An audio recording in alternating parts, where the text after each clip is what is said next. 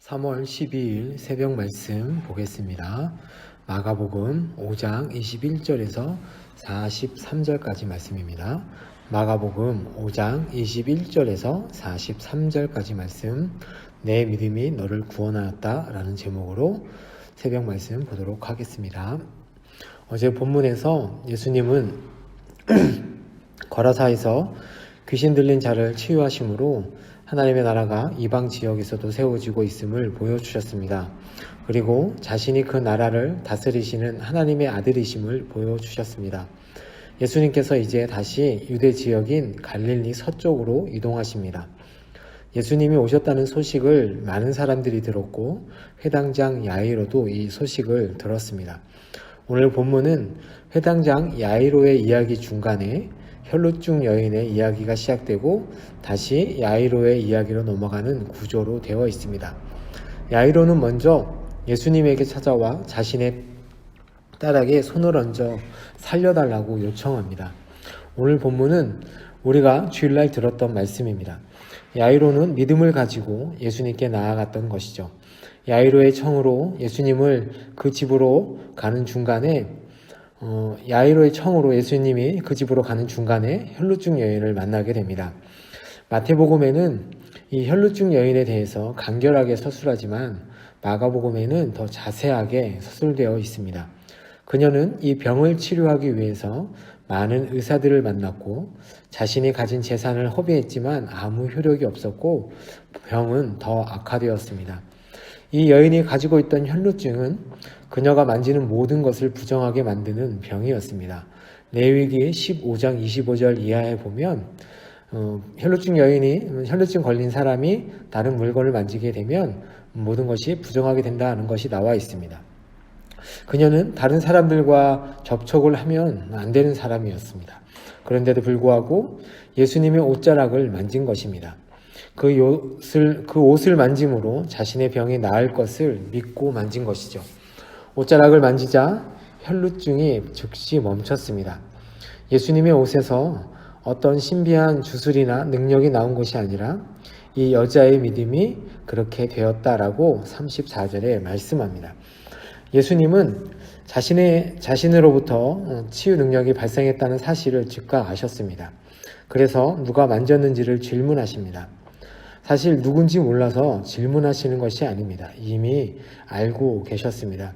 그리고 이 여인을 둘러보시자 이 여인은 두려워 떨었습니다. 왜냐하면 자신은 부정한 사람인데 예수님을 만진 것은 이 율법의 규정을 깬 것이기 때문입니다. 그래서 책망을 들을 줄 알았던 것이죠. 그러나 예수님께서는 평안하라고 말씀하십니다. 이것은 예수님을 통한 하나님의 나라의 통치가 율법 규정을 뛰어넘는 것임을 보여주는 것입니다. 예수님은 정결 규례의 부담에서 자유롭지 못한 여인에게 정결법을 파기한 것을 꾸짖기보다는 구원과 치유를 그 여인에게 선포하신 것입니다. 또한 이 치유 사건이 믿음에 의한 것임을 분명히 오늘 본문에서 말씀하고 있습니다.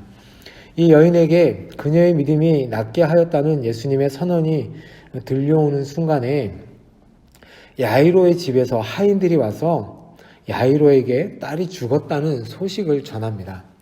분명히 죽었는데 왜 예수님을 귀찮게 하고 힘들게 하냐고 야이로에게 얘기합니다. 딸은 죽었고 이제 아무런 희망도 없어 보입니다. 회당장은 이 두 목소리 사이에 끼어 있습니다. 믿음이 너를 구원하였다라는 이 혈루증 여인에게 한 이 소리와 또한 자기 집안의 종들이 와서 너희 딸이 죽었다라고 하는 이 소리에 끼어 있습니다. 과연 이 야이로는 어떤 말을 선택해야 할까요? 병을 고친 예수가 딸을 살리실 것이라고 믿어야 하는가? 아니면 그를 더 괴롭게 할 필요가 없는 상식적인 판단을 내려야 하는가에 끼어 있는 것입니다. 귀신 들린 자도 그다음에 혈루증 여인도 희망 없는 사람이었던 것처럼 회당장 야이로도 희망 없는 것처럼 오늘 본문에서는 묘사합니다.